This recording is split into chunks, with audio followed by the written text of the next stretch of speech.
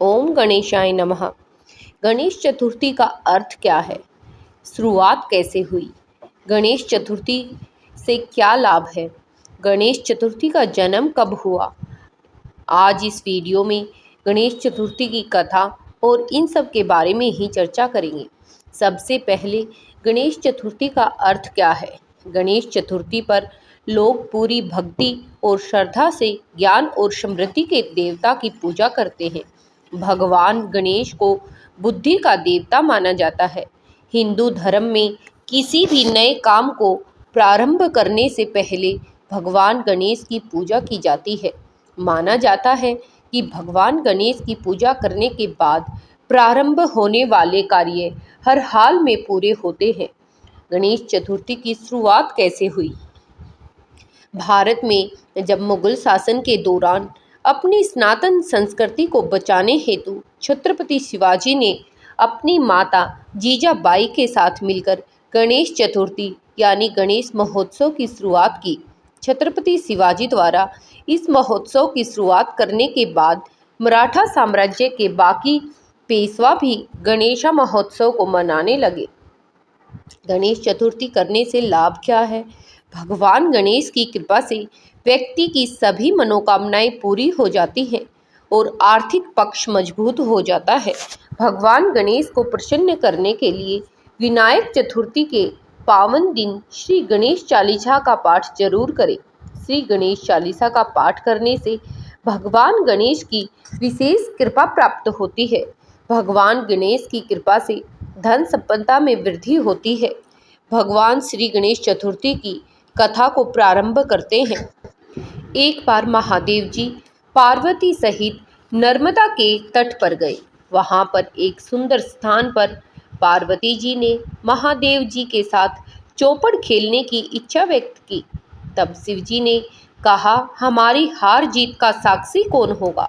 पार्वती ने तत्काल वहां की घास के तिनके बटोर कर एक पुतला बनाया और उसमें प्राण प्रतिष्ठा करके उससे कहा, बेटा, हम चौपड़ खेलना चाहते हैं, किंतु यहाँ हार जीत का साक्षी कोई नहीं है।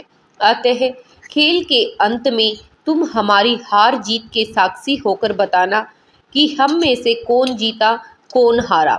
खेल आरंभ हुआ। देव योग से तीनों बार पार्वती जी ही जीती। जब अंत में बालक से हार जीत का निर्णय कराया गया तो उसने महादेव जी को विजयी बताया। परिणामत पार्वती जी ने क्रुद्ध होकर उसे एक पांव से लंगड़ा होने और वहां के कीचड़ में पड़ा रहकर दुख भोगने का शाप दे दिया। बालक ने विनम्रता पूर्वक कहा, माँ, मुझसे अज्ञानवश ऐसा हो गया। मैंने किसी कुटिलता या द्वेष के कारण ऐसा नहीं किया।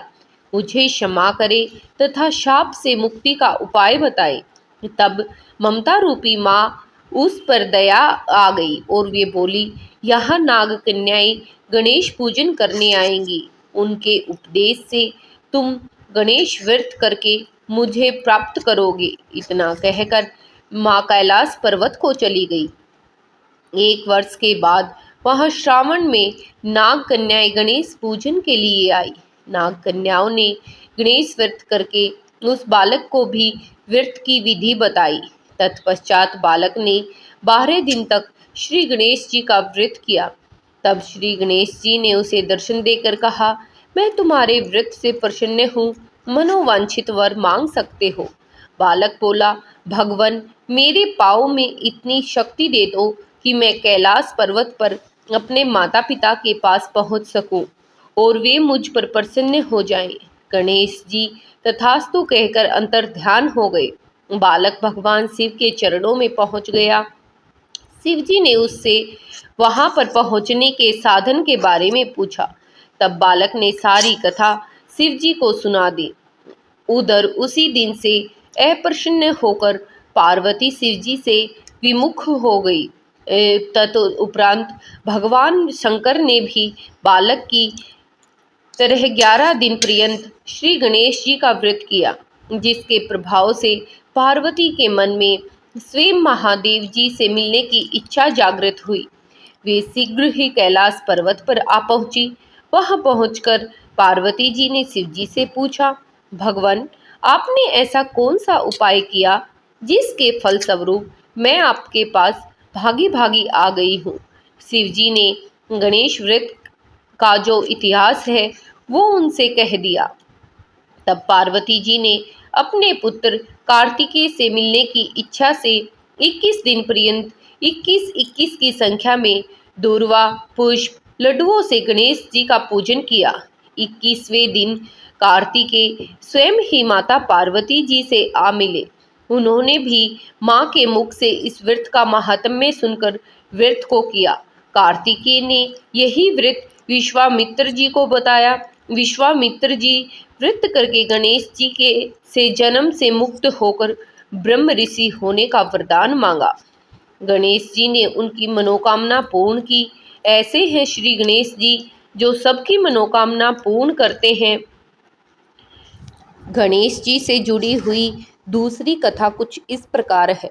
एक बार महादेव जी स्नान करने के लिए भोगावती गए। उनके जाने के पश्चात पार्वती ने अपने तन के मैल से एक पुतला बनाया और उसका नाम गणेश रखा। पार्वती ने उससे कहा, हे पुत्र, तुम एक मुग्दल लेकर द्वार पर बैठ जाओ। मैं भीतर जाकर स्नान कर रही हूँ। जब तक मैं स्नान न कर लूँ तब तक तुम किसी भी पुरुष को भीतर मत आने देना। भोगावती में स्नान करने के बाद जब भगवान शिव जी आए तो गणेश जी ने उन्हें द्वार पर रोक लिया। इससे शिव जी ने अपना अपमान समझा और क्रोधित होकर उनका सिर धड़ से अलग करके भीतर चले गए। पार्वती जी ने उन्हें नाराज देखकर समझा कि भोजन में विलंब होने के कारण महादेव जी नाराज हैं। इसलिए उन्होंने तत्काल 2 थैलियों में भोजन परोसकर शिव जी को बुलाया। तब दूसरा थाल देखकर तनिक आश्चर्यचकित होकर शिव जी ने पूछा, यह दूसरा थाल किसके लिए है? पार्वती जी बोली, पुत्र गणेश के लिए है, जो बाहर द्वार पर पहरा दे रहे हैं।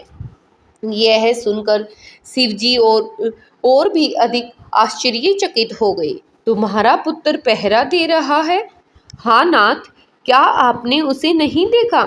देखा तो था, किंतु मैंने तो अपने रोके जाने पर उसे कोई उदंड बालक समझकर उसका सिर काट दिया। यह सुनकर पार्वती जी बहुत दुखी हुई। वो विलाप करने लगी। तब पार्वती जी को प्रसन्न करने के लिए भगवान शिव ने एक हाथी के बच्चे का सिर काटकर बालक के धड़ से जोड़ दिया। पार्वती जी इस प्रकार पुत्र गणेश को पाकर बहुत प्रसन्न हुई। उन्होंने पति और पुत्र को प्रीतिपूर्वक भोजन कराकर बाद में स्वयं भोजन किया। यह घटना भाद्रपद शुक्ल चतुर्थी को हुई, इसलिए यह पुण्यतिथि इस पर्व के रूप में मनाई जाती है। उसी दिन से गणेश चतुर्थी के मनाने का महात्म्य शुरू हो गया।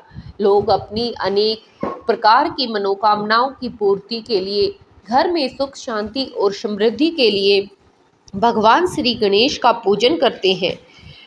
उनकी प्रतिमा को घर में लाकर आज के दिन स्थापित करते हैं और इससे 10वें दिन उनकी प्रतिमा को जल में विसर्जित करके अपनी मनोकामना को पूर्ण करते हैं। बोलो श्री गणेश भगवान की जय। अगर आपको मेरी कथा अच्छी लगे तो शेयर ज़रूर करना और चैनल को सब्सक्राइब करना बिल्कुल न भूलना। बोलो श्री गणेश भगवान की जय। कमेंट सेक्शन में हर हर महादेव, ओम गणेशाय नमः जरूर से लिखें।